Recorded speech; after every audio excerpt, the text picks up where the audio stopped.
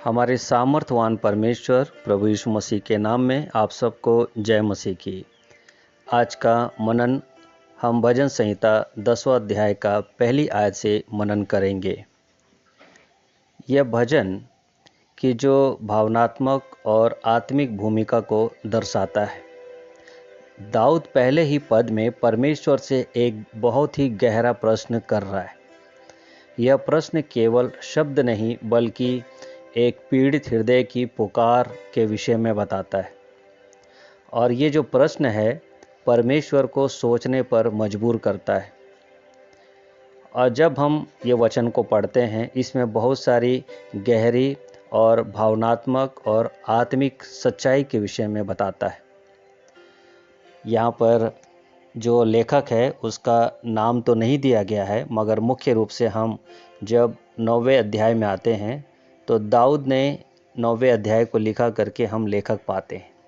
और वो कंटिन्यू जब 10वें अध्याय में हम आते हैं तो वो परमेश्वर से न्याय के लिए प्रार्थना कर रहा है। इसका अर्थ है कि राजा दाऊद ही इसका लेखक होने की उम्मीद है। जब इसके हम पहले आयत को पढ़ते हैं, राजा दाऊद परमेश्वर से न्याय के लिए प्रार्थना के संदर्भ में करता है। वो कहता है, हे यहोवा, तो क्यों दूर खड़ा रहता है? संकट के समय में क्यों छिपा रहता है? यहाँ पर जब राजा दाऊद परमेश्वर से अपनी वेदना और पुकार को कर रहा है, तो जब हम इसके 9वें अध्याय में आते हैं, वहाँ पर भजन 9 और 10 जो है मूल रूप से एक ही विषय से जुड़ा हुआ माने जाते हैं।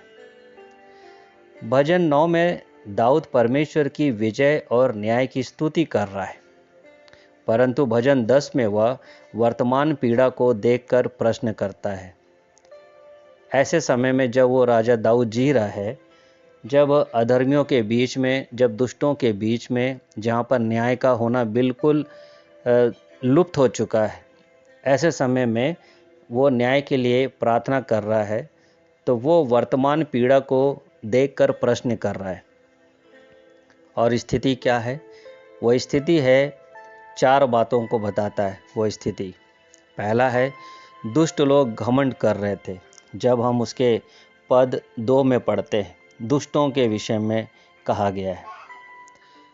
वो दुष्ट लोग जो है घमंड से भरे हुए लोग थे। हम दूसरे भाग में देखते हैं 8 से लेकर 10 पदों में कि गरीबों और निर्दोषों पर अत्याचार हो रहा था। और जब पद 11 में हम पढ़ते हैं, वहाँ पर दुष्ट सोचते थे कि परमेश्वर हमें नहीं देखता है। और चौथी बात हम देखते हैं, ऐसा लगता था मानो परमेश्वर चुप है। ये सारी बातों को परमेश्वर के सामने, इन सारी वेदनाओं को राजा दाऊद स्थितियों का वर्णन कर रहा है। इसी कारण दाऊद पुकार उठता है, हे प्रभु आप कहाँ हैं?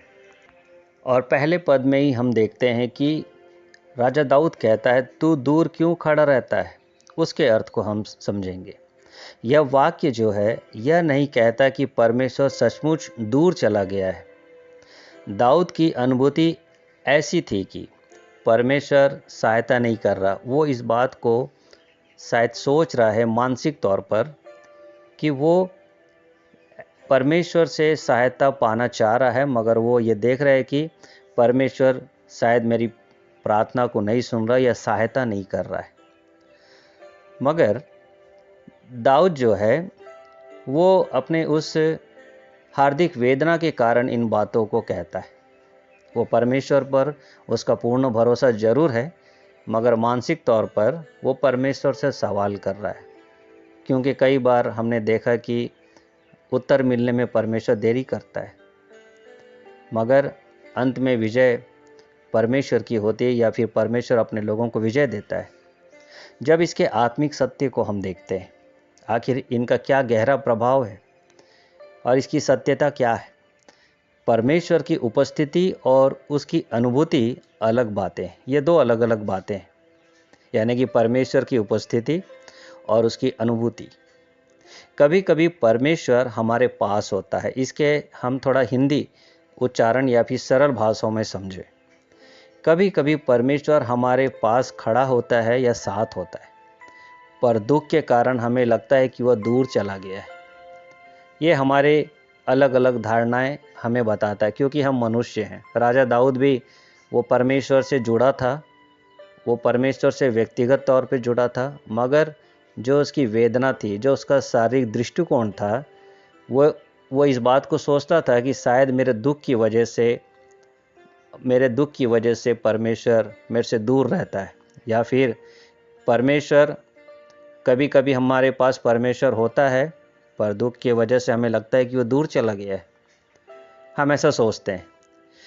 उदाहरण एक मैं लेना चाहूँगा मरकुस रचित सुसमाचार से 4 अध्याय और उसकी 35 से लेकर 41 पद में बहुत ही अच्छे तरीके से इन भावों से हम समझ सकते हैं कि आखिर वहाँ पर किन बातों का वर्णन किया जा रहा है। मरकुस 4 का 35 से 41 पद में हम देखते हैं, उसी दिन जब सांझ हुई तो उसने चेलों से कहा, आओ हम पार चलें। और वे भीड़ को छोड़कर जैसा वह था वैसा ही उसे नाव पर साथ ले चले, और उसके साथ और भी नावें थीं। तब बड़ी आंधी आई और लहरें नाव पर यहाँ तक लगी कि वह पानी से भरी जाती थी, पर वह आप पिछले भाग में गद्दी पर सो रहा था। तब उन्होंने उसे जगाकर उससे कहा, हे गुरु, क्या तुझे चिंता नहीं कि हम नष्ट हुए जाते हैं? तब उसने उठकर आंधी को डांटा और पानी से कहा, शांत रह, थम जा।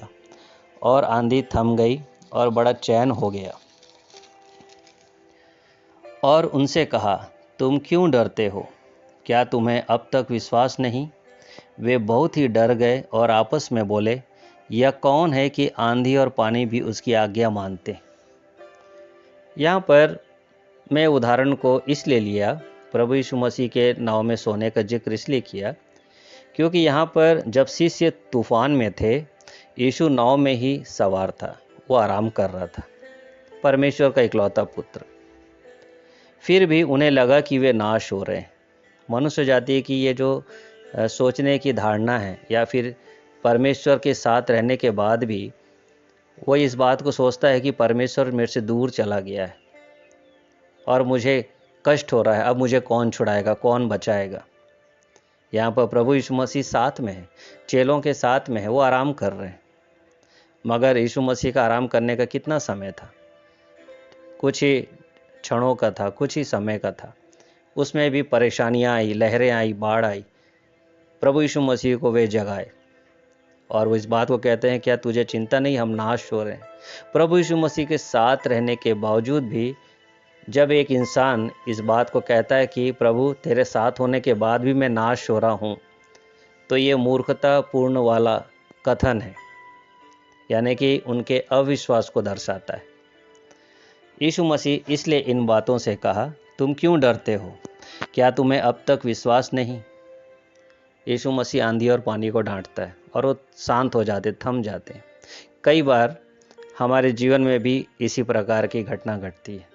प्रभु यीशु मसीह हमारे संग और साथ हमेशा रहता है, मगर जब विपत्तियां आती है, समस्याएं आती है, हम यीशु मसीह को ढूंढ नहीं पाते हैं, सामने रहकर भी देख नहीं पाते।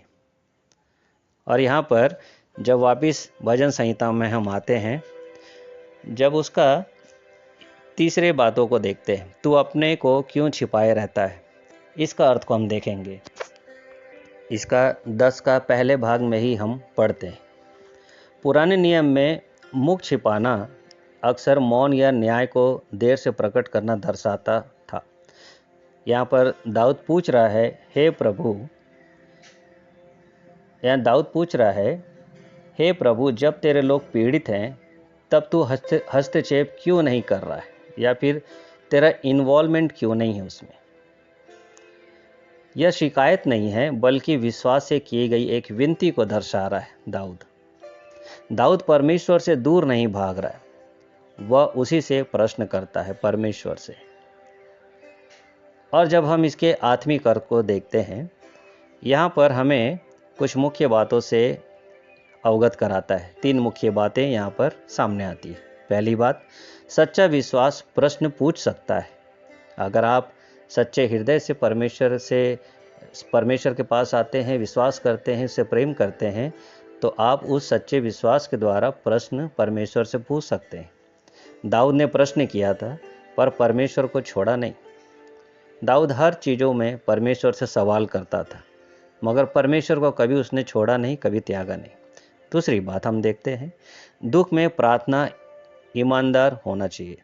जो हम दुखी अवस्था में रहते हैं, दुखी में हमारी प्रार्थना ईमानदार वाले होना चाहिए। हमें कभी भी शंका, लघु शंका या दीर्घ शंका कभी नहीं होना चाहिए। क्या प्रभु मेरे साथ में रहने के बावजूद ये काम करेगा या नहीं करेगा? कभी हमारे अंदर दुख वाले समय में भी हमें कभी भी अपनी ईमानदारी को खोना नहीं चाहिए। परमेश्वर जो है बनावटी शब्दों से अधिक हमारे सच्चे हृदय को सुनता है। और तीसरी बात, परमेश्वर की चुप्पी उसकी अनुपस्थिति नहीं है। भजन 10 के अंत में दाऊद घोषणा करता है कि यहोवा सदा का राजा है, जहाँ पर हम पद 16 में पढ़ते हैं। जो भजन प्रश्न से शुरू हुआ वह वहीं पर समाप्त होते हुए हम देखते हैं। जब हम भजन 13 का 1 में पढ़ते हैं, ऐसे कई सारे सवालों के साथ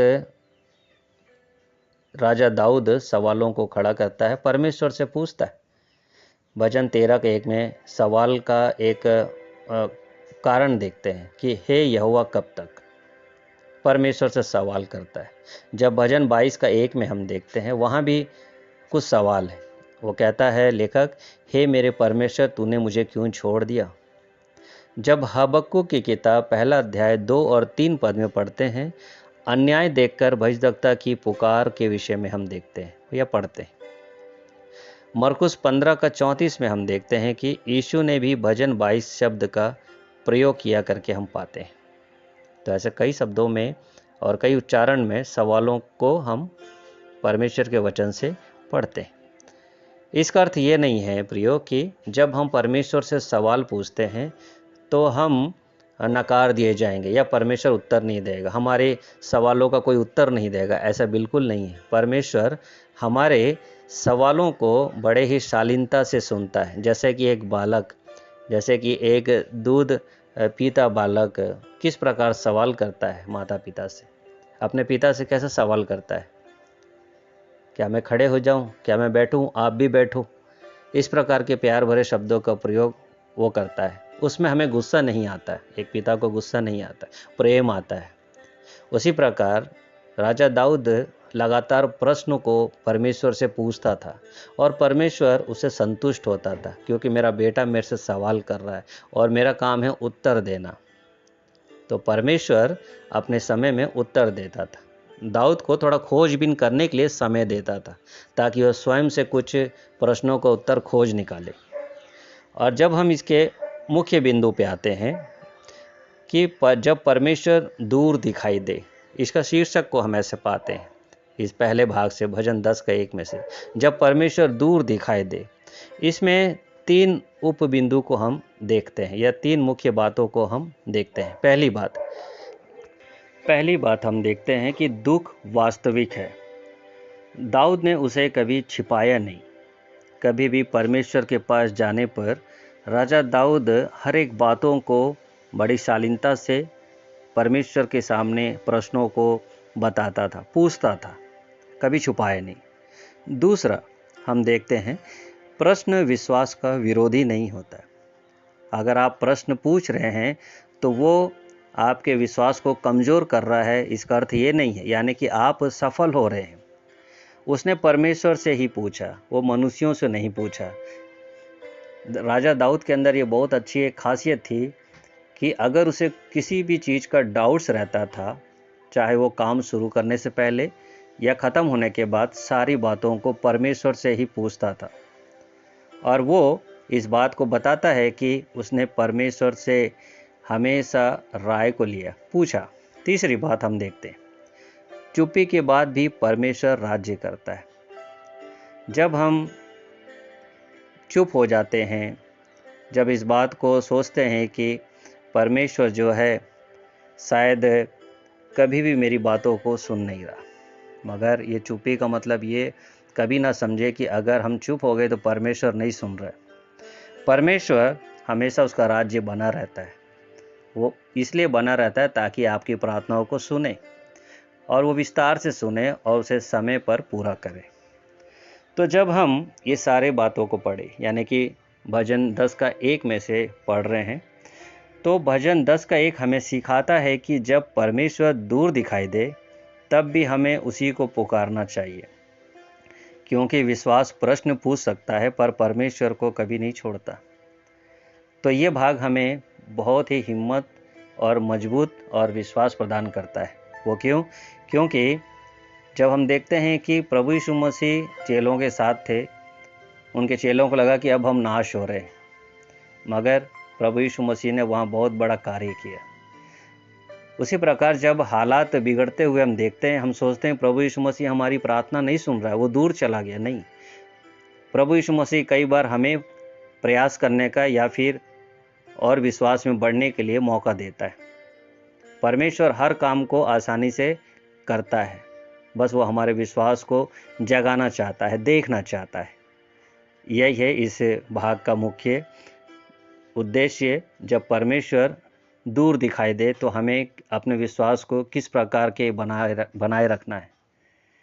हम कभी डगमगाए ना। हम परमेश्वर को जब विश्वास करते हैं तो अंत तक विश्वास योग्य बने रहें, ताकि परमेश्वर नियत समय पे हमें प्रतिफल दे।